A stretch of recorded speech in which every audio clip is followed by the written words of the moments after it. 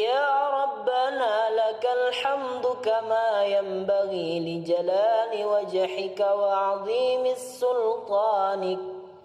سبحانك لا نحصي ثناء عليك كما أثنيت على نفسك. اللهم صل وسلم على سيدنا محمد عبدك ورسولك النبي الأمي، وعلى آل سيدنا محمد وأزواجه وذريته كما صليت على سيدنا إبراهيم وعلى آل سيدنا إبراهيم، وبارك على سيدنا محمد وعلى آل سيدنا محمد وأزواجه وذريته كما باركت على سيدنا إبراهيم وعلى آل سيدنا إبراهيم في العالمين إنك حميد مجيد. اللهم إنا نسألك رحمة من عندك تهدي بها قلوبنا وتجمع بها شملنا وتلم بها شعثنا وترد بها ألفتنا وتصل بها ديننا وتحفظ بها غائبنا وترفع بها شاهدنا وتزكي بها أعمالنا وتبيد بها وجوهنا وتلهمنا بها رشدنا وتقضي لنا بها حاجاتنا وتعصمنا بها من كل سوء. اللهم إنا نسألك إيمانا خالصا يباشر قلوبنا، ونسألك يقينا صادقا حتى نعلم أنه لن يصيبنا إلا ما كتبته علينا والراضين بما قسمته لنا. اللهم إنا نسألك إيمانا صادقا ويقينا ليس بعده كفر، ونسألك رحمة ننال بها شرف كرامتك في الدنيا والآخرة. اللهم إنا نسألك صبر عند القضاء والفوز عند اللقاء ومنازل الشهداء وعيسى السعداء والنصر على الأعداء ومرافقة الأنبياء. اللهم إنا ننزل بك حاجاتنا وإن ضعف رأينا وقصر أملنا وافتقرنا إلى رحمتك، فنسألك يا قاضي الأمور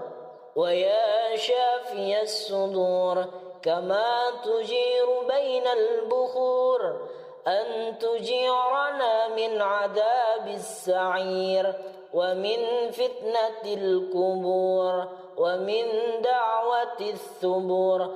اللهم وما ضعف عنه رأينا وقصر عنه عملنا ولم تبلغه نيتنا وأمنيتنا من خير وعدته أحدا من عبادك أو خير أنت معطيه أحدا من خلقك، فإنا راغبون إليك فيه وإنا نسألك إياه يا رب العالمين. اللهم اجعلنا هادين مهتدين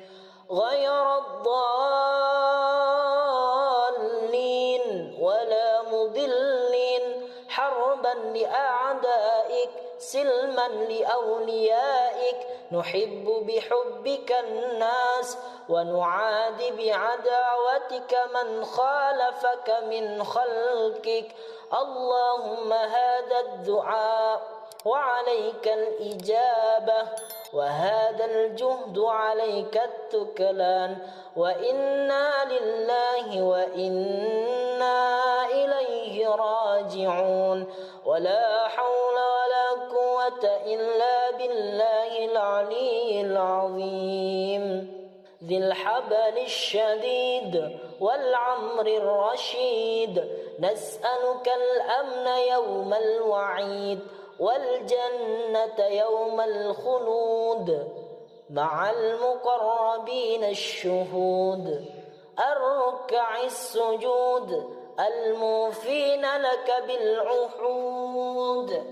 إنك رحيم ودود وأنت تفعل ما تريد سبحانك من اتصف بالعز وقال به سبحان من لبس المجد وتكرم به سبحان ما لا ينبغي التسبيح إلا له سبحان ذي الفضل والنعم سبحان ذي القدرة والكرم سبحان ذي الجلال والإكرام سبحان الذي أحصى كل شيء بعلمه اللهم اجعل لنا نورا في قلوبنا ونورا في قبورنا ونورا في أسماعنا ونورا في أبصارنا ونورا في شعرنا ونورا في بشرنا ونورا في لحومنا ونورا في دمائنا ونورا في عظامنا ونورا من بين أيدينا ونورا من خلفنا ونورا عن أيماننا ونورا عن شمائلنا ونورا من فوقنا ونورا من تحتنا اللهم زدنا نورا واعطنا نورا أعظم نور واجعل لنا نورا برحمتك يا أرحم الراحمين وصلى الله على سيدنا محمد وعلى آله وصحبه وسلم بسم الله الرحمن الرحيم الحمد لله رب العالمين حمدا طيبا كثيرا مباركا في كل حال حمدا يوافي نعمه ويكافي مزيده يا ربنا لك الحمد كما ينبغي لجلال وجهك وعظيم سلطانك سبحانك لا نحصي ثناء عليك كما أثنيت على نفسك اللهم صل وسلم على سيدنا محمد عبدك ورسولك النبي الأمي وعلى آل سيدنا محمد وأزواجه وذريته كما صليت على سيدنا إبراهيم وعلى آل سيدنا إبراهيم وبارك على سيدنا محمد وعلى آل سيدنا محمد وأزواجه وذريته كما باركت على سيدنا إبراهيم وعلى آل سيدنا إبراهيم في العالمين إنك حميد مجيد. اللهم إنا نسألك رحمة من عندك تهدي بها قلوبنا وتجمع بها شملنا وتلم بها شعثنا وترد بها ألفتنا وتصل بها ديننا وتحفظ بها غائبنا وترفع بها شاهدنا وتزكي بها أعمالنا وتبيد بها وجوهنا وتلهمنا بها رشدنا وتقضي لنا بها حاجاتنا وتعصمنا بها من كل سوء. اللهم إنا نسألك إيمانا خالصا يباشر قلوبنا ونسألك يقينا صادقا حتى نعلم أنه لن يصيبنا إلا ما كتبته علينا والراضين بما قسمته لنا. اللهم إنا نسألك إيمانا صادقا ويقينا ليس بعده كفر ونسألك رحمة ننال بها شرف كرامتك في الدنيا والآخرة. اللهم إنا نسألك صبر عند القضاء والفوز عند اللقاء ومنازل الشهداء وعيسى السعداء والنصر على الأعداء ومرافقة الأنبياء. اللهم إنا ننزل بك حاجاتنا وإن ضعف رأينا وقصر أملنا وافتقرنا إلى رحمتك فنسألك يا قاضي الأمور ويا شافي الصدور كما تجير بين البخور أن تجيرنا من عذاب السعير ومن فتنة القبور ومن دعوة الثبور. اللهم وما ضعف عنه رأينا وقصر عنه عملنا ولم تبلغه نيتنا وأمنيتنا من خير وعدته أحدا من عبادك أو خير أنت معطيه أحدا من خلقك فإنا راغبون إليك فيه وإنا نسألك إياه يا رب العالمين. اللهم اجعلنا هادين محتدين غير الضالين ولا مضلين حربا لأعدائك سلما لأوليائك. نحب بحبك الناس ونعادي بعداوتك من خالفك من خلقك. اللهم هذا الدعاء وعليك الإجابة وهذا الجهد عليك التكلان وإنا لله وإنا إليه راجعون. ولا حول ولا قوة إلا بالله العلي العظيم ذي الحبل الشديد والعمر الرشيد. نسألك الأمن يوم الوعيد والجنة يوم الخلود مع المقربين الشهود الركع السجود الموفين لك بالعهود. إنك رحيم ودود وأنت تفعل ما تريد سبحانك من اتصف بالعز وقال به سبحان من لبس المجد وتكرم به سبحان ما لا ينبغي التسبيح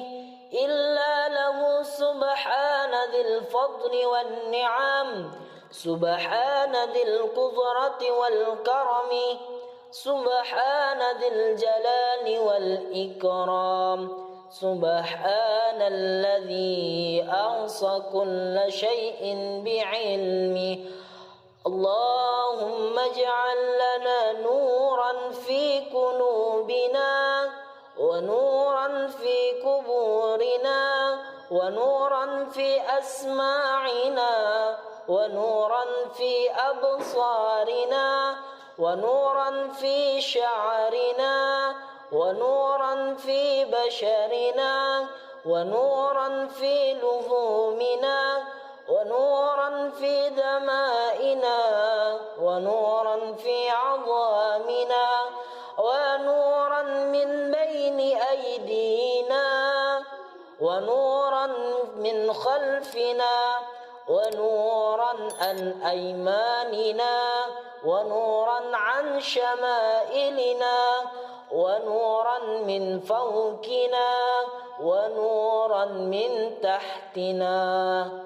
اللهم زدنا نورا واعطنا نورا أعظم نور واجعل لنا نورا برحمتك يا أرحم الراحمين وصلى الله على سيدنا محمد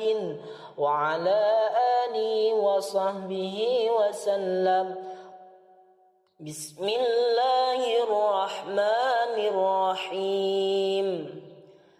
الحمد لله رب العالمين حمدا طيبا كثيرا مباركا في كل حال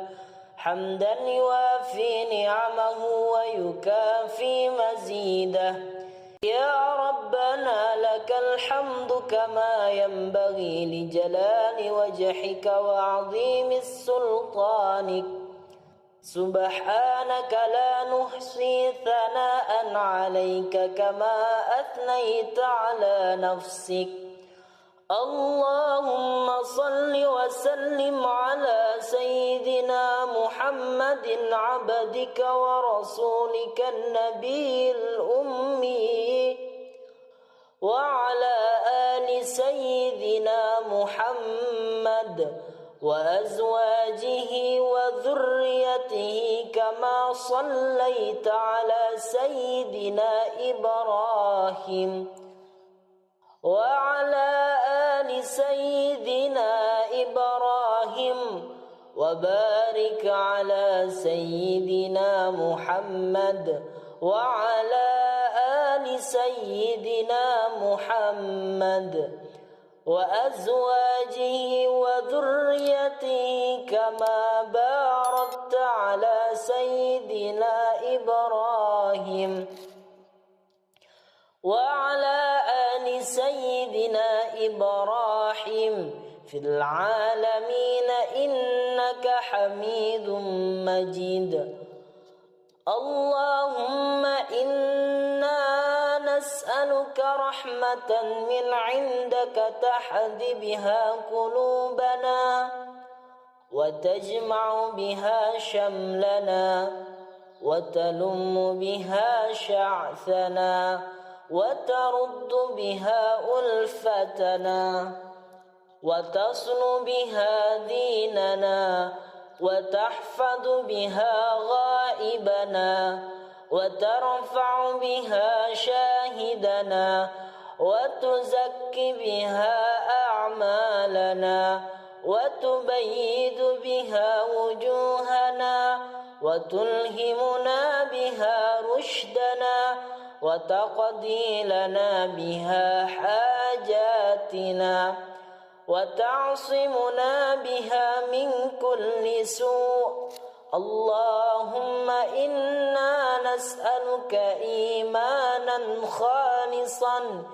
يباشر قلوبنا، ونسألك يقينا صادقا حتى نعلم أنه لن يصيبنا إلا ما كتبته علينا والراضين بما قسمته لنا. اللهم إنا نسألك إيمانا صادقا ويقينا ليس بعده كفر، ونسألك رحمة ننال بها شرف كرامتك في الدنيا والآخرة. اللهم إنا نسألك صبر عند القضاء، والفوز عند اللقاء، ومنازل الشهداء، وعيسى السعداء، والنصر على الأعداء، ومرافقة الأنبياء. اللهم إنا ننزل بك حاجاتنا، وإن ضعف رأينا وقصر أملنا وافتقرنا إلى رحمتك، فنسألك يا قاضي الأمور ويا شافي الصدور، كما تجير بين البخور، أن تجيرنا من عذاب السعير، ومن فتنة القبور، ومن دعوة الثبور. اللهم وما ضعف عنه رأينا وقصر عنه عملنا ولم تبلغه نيتنا وأمنيتنا من خير وعدته أحدا من عبادك، أو خير أنت معطيه أحدا من خلقك، فإنا راغبون إليك فيه، وإنا نسألك إياه يا رب العالمين. اللهم اجعلنا هادين مهتدين غير الضالين ولا مضلين، حربا لأعدائك سلما لأوليائك، نحب بحبك الناس ونعادي بعداوتك من خالفك من خلقك. اللهم هذا الدعاء وعليك الإجابة، وهذا الجهد عليك التكلان، وإنا لله وإنا إليه راجعون، ولا حول ولا قوة إلا بالله العلي العظيم ذي الحبل الشديد والعمر الرشيد. نسألك الأمن يوم الوعيد، والجنة يوم الخلود مع المقربين الشهود، الركع السجود الموفين لك بالعهود. إنك رحيم ودود، وأنت تفعل ما تريد. سبحانك من اتصف بالعز وقال به، سبحان من لبس المجد وتكرم به، سبحان ما لا ينبغي التسبيح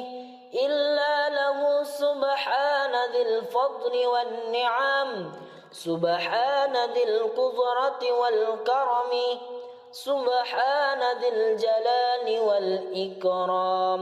سبحان الذي أحصى كل شيء بعلمه. اللهم اجعل لنا نورا في قلوبنا، ونورا في قبورنا، ونورا في أسماعنا، ونورا في أبصارنا، ونورا في شعرنا، ونورا في بشرنا، ونورا في لحومنا، ونورا في دمائنا ونورا في عظامنا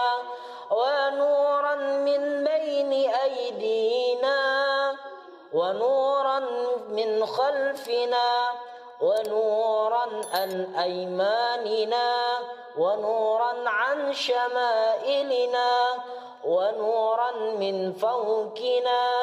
ونورا من تحتنا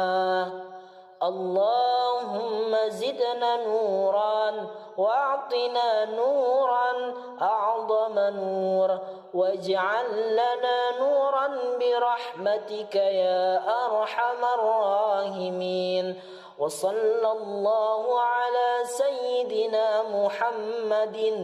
وعلى آله وصحبه وسلم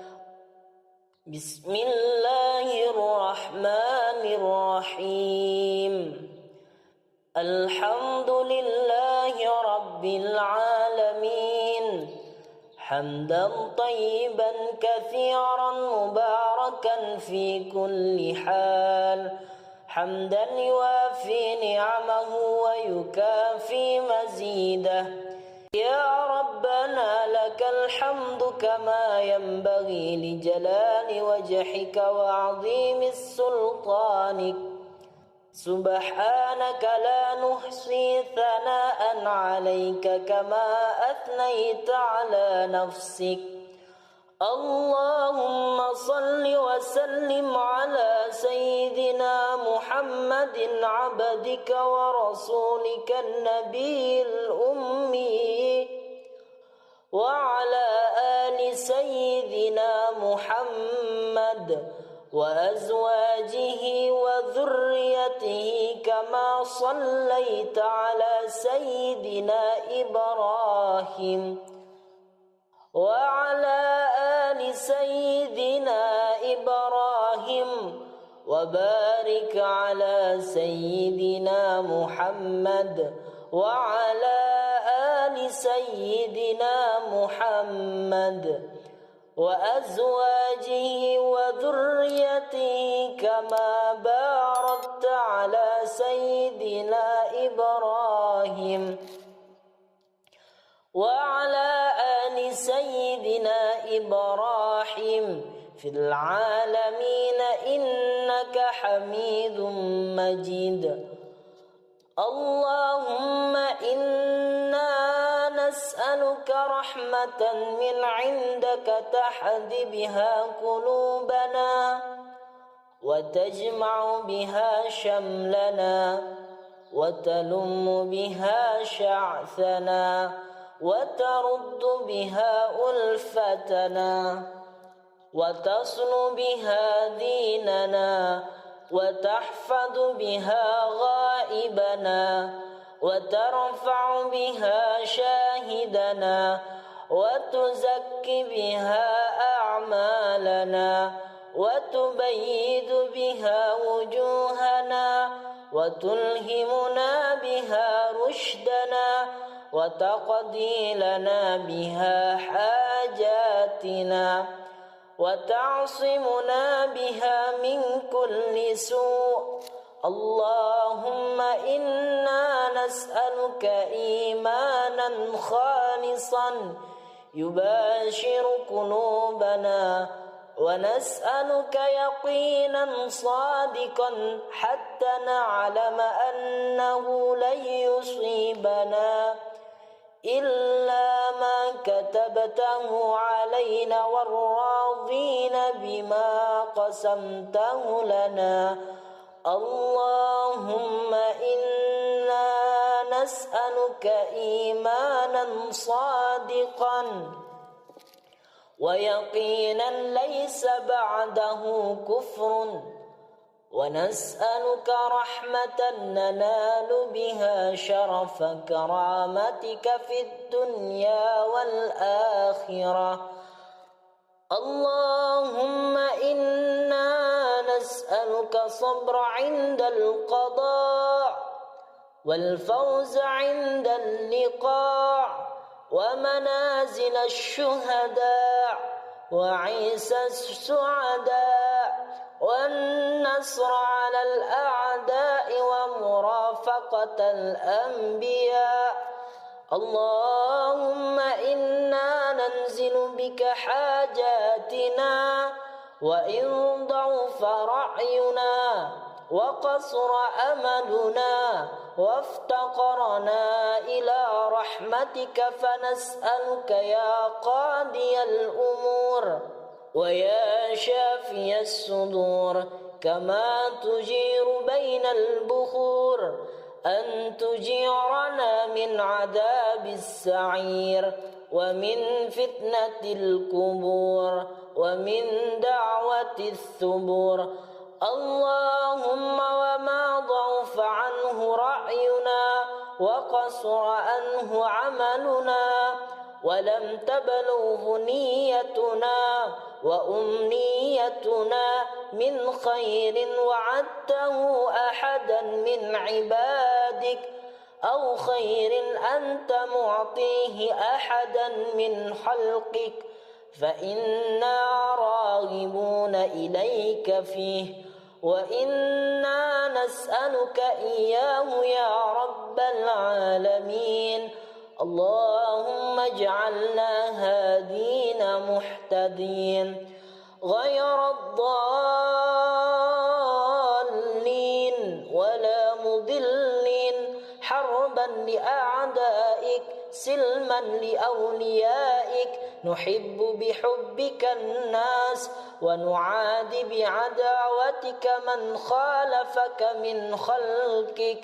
اللهم هذا الدعاء وعليك الإجابة وهذا الجهد عليك التكلان وإنا لله وإنا إليه راجعون ولا حول ولا قوة إلا بالله العلي العظيم ذي الحبل الشديد والعمر الرشيد. نسألك الأمن يوم الوعيد والجنة يوم الخلود مع المقربين الشهود الركع السجود الموفين لك بالعهود. إنك رحيم ودود وأنت تفعل ما تريد. سبحانك من اتصف بالعز وقال به سبحان من لبس المجد وتكرم به. سبحان ما لا ينبغي التسبيح إلا له. سبحان ذي الفضل والنعم سبحان ذي القدرة والكرم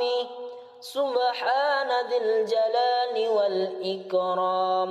سبحان الذي أحصى كل شيء بعلمه.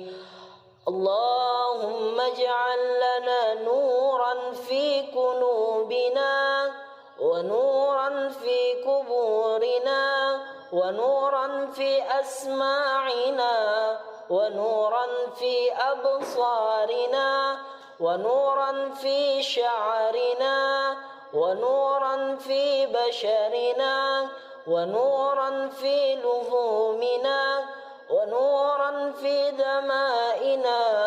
ونورا في عظامنا ونورا من بين أيدينا ونورا من خلفنا ونورا عن أيماننا ونورا عن شمائلنا ونورا من فوقنا ونورا من تحتنا. اللهم زدنا نورا واعطنا نورا أعظم نور واجعل لنا نورا برحمتك يا أرحم الراحمين. وصلى الله على سيدنا محمد وعلى آله وصحبه وسلم. بسم الله الرحمن الرحيم. الحمد لله رب العالمين حمدا طيبا كثيرا مباركا في كل حال حمدا يوافي نعمه ويكافي مزيده